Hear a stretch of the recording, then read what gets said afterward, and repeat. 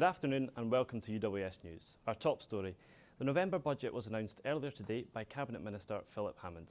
After a first attempt that led to months of infighting, Mr Hammond stood in front of the House of Commons today in an effort to convince the MPs to give a vote of confidence to his budget. Part of this refers to a pay rise for nurses. Our reporters Morgan Collinet and Brodie Gettins talked to university nurses about the pay rise. Well, I certainly think that it would be thoroughly well deserved, and it's about time that they did actually get a pay rise. They work really, really hard under challenging conditions. Quite often they're working shifts, they're juggling all sorts of family life and trying to manage their studies, particularly if they're student nurse, as well as all of the demands of a job in clinical practice. More on the budget now, and Chancellor Hammond is to confirm that Scotland's police and fire services will no longer be liable for VAT. The move, which comes as part of the new budget proposal, will see both services in Scotland no longer have to contribute around £35 million a year. Edinburgh University are to provide a school in Edinburgh with third-year maths teachers due to a lack of interest in the role.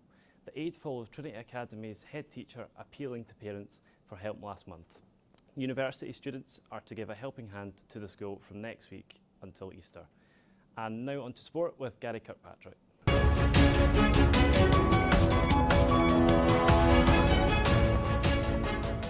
Thank you, Ryan.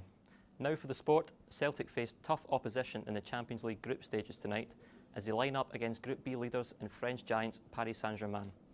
The boys come into this game on the back of a spirited performance against Bayern Munich despite a narrow 2-1 defeat. Celtic are out of the running to qualify from Group B automatically, but a positive result tonight would push them further towards qualifying for the Europa League knockout stages after Christmas. Our reporters Fraser Clark and Ryan Gallagher will gather the thoughts of Celtic fans about tonight's match in Paris, and we'll have more on this at 4 p.m. Aberdeen Football Club's proposed stadium move to the Kingsford area on the outskirts of the city is to have a greater economic impact than once thought. A new report published ahead of the predetermination hearing has outlined new jobs, economic growth, and how the positives outweigh the negatives of the move. Our reporter Gregor Hines will join us in the studio later this afternoon to discuss this story further.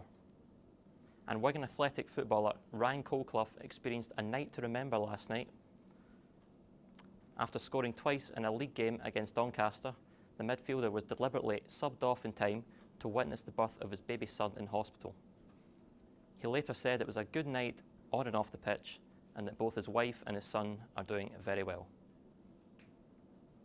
We'll be back for more news and sport at 4 p.m.